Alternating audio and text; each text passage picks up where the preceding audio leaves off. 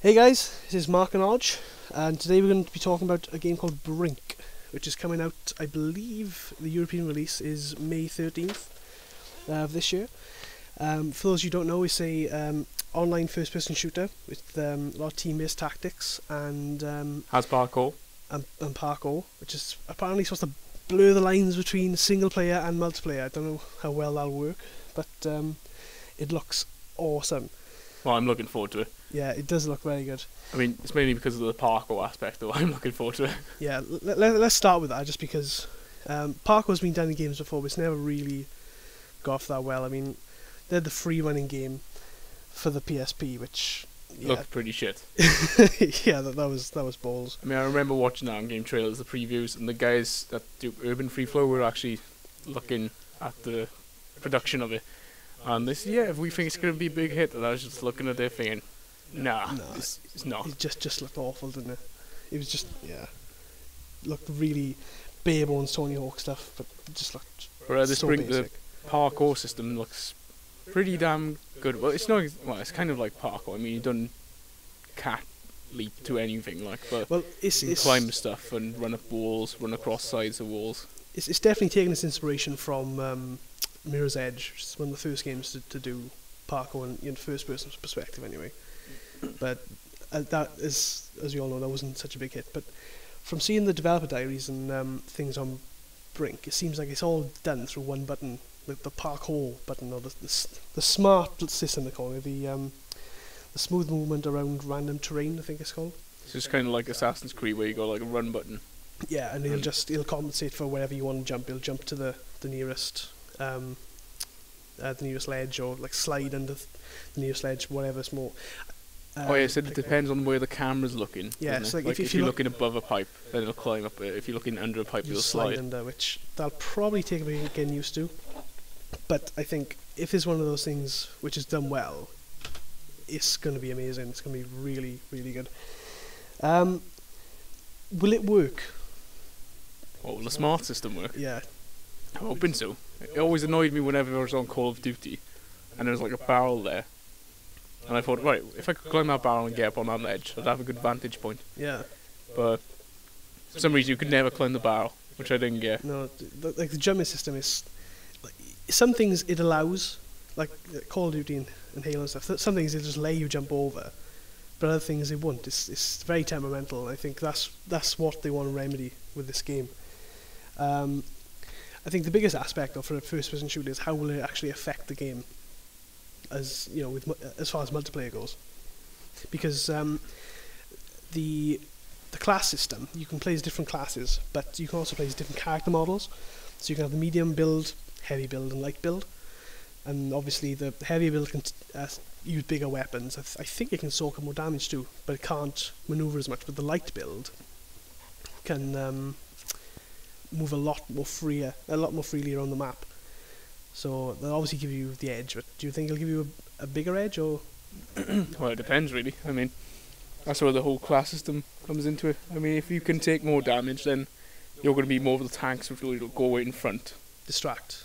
Yeah, like distract them, whereas the thinner, like nimble ones will go around the sides, make sure they can take them out from behind. Or Yeah, the thing in nimble ones, Mark means him, because he's obviously just going to play that as soon as he can. I said to Audrey, as soon as I could get the ones I could do all the running up the sides of the walls and go like covertly in the back, that would be me straight away. The sneaky bastard. Yeah, is the one the- that is the comes other up word. behind you and laughs at the back of your head while I knock you out. From one of the trailers, I'll get a clip up of it when we make the video. You can actually, the operative can hack enemy turrets, and because I'm going to be playing an engineer class with turrets, if you ever do that to me, I'm going to kick your ass in the game and real life, because that's going to piss me off so much.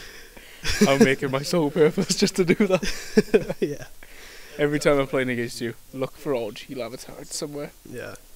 But I think where a lot of games like a lot of modern shooters fail is that they don't seem to have that much variety in vertical terrain.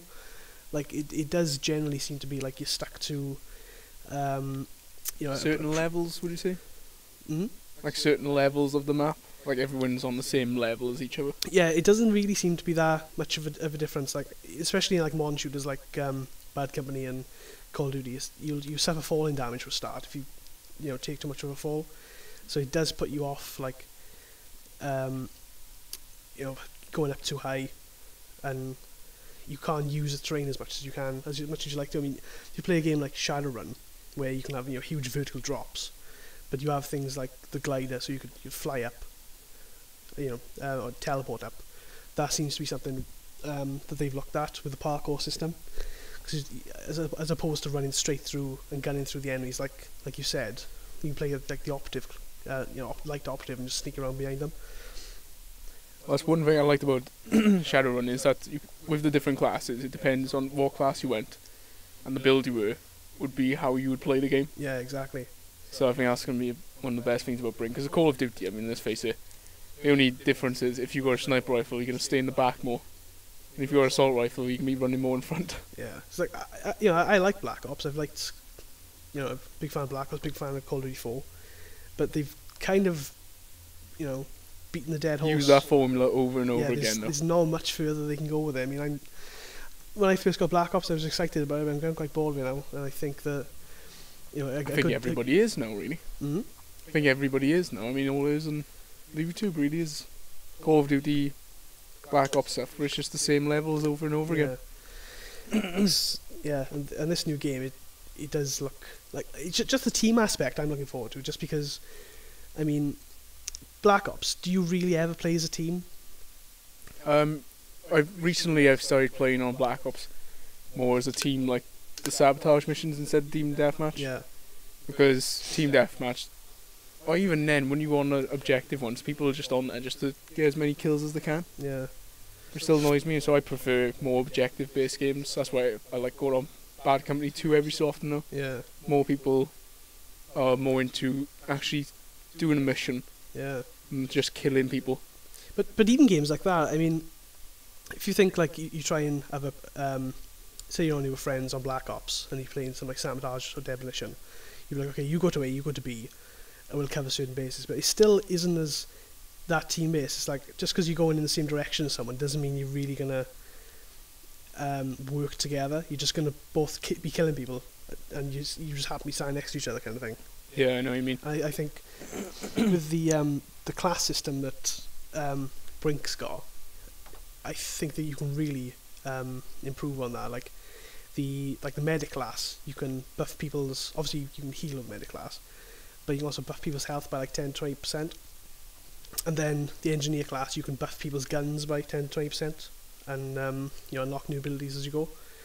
And I think that's going to be a real, game changer in a way. If done well, that's going to, motivate you to work together, and motivate you to have a variety of classes as well. I mean, you can't all be one class because you'll just get run over, I think. You should get raped. yeah, get raped, obviously. Hannah will be the medic all the time. Yeah. I don't know, medic is a very respectable role to play in an FPS, I think. Well, yeah. I mean, there's got to be someone that's got to heal people. Yeah, exactly. Pick up the left. I just prefer the run on in front. Pick up the leftovers. The leveling system. A bit confused about how this is going to work, because on one of the trailers it shows you can use credits you've unlocked to purchase new abilities, and there's different abilities like if you're knocked down to the ground and incapacitated, you're able to shoot people, which that's an ability you've got to unlock. And there's abilities like if you're planting an objective, when you do that, the game switches to a third-person view, so you can look who's behind you and things like that. But all these abilities you need to unlock using credits. Right. Now I've seen this. I've seen the screen for that, and it shows the level credit. So I assume you must unlock more credits as you play, depending on how well you play. You unlock more credits to use more abilities. But I think as well you get available. I've seen another shot showing available credits, which would imply that you would unlock some base abilities as you play. Yeah. What I mean by that is, that compared to like Call of Duty, where as you slowly play through the game, you get more money to buy more perks and more guns and more attachments, that kind of thing. I think Brink, from what it looks like at the moment, it incorporates that style of play, where as you slowly play through, you unlock more abilities. But as well, I think as you play through the levels, through like individual game types, like say you play like a normal team deathmatch or a normal team-based match, you'll have the more you play through the match, you'll unlock abilities in that match, and then lose them again. You have to get them back in the next game. So you mean sort of like more like what's a that game called? Sorry. What's the game called? Counter-Strike? Yeah, like more like a round-based system like Counter-Strike or like Shadowrun had, where you slowly unlock more abilities the more you play. I think it'd make more sense if you were unlocking abilities as you gain levels as a character. So I think that would be annoying if you had to unlock abilities, unless you could unlock them pretty early on, like from the start of a match. Well, I know you have things like the like life buff, like the medic has, which buffs your health up, but that's called life buff 1. So presumably there's life buff 2 and probably life buff 3. So there's more evolution in that. I don't know. I don't really.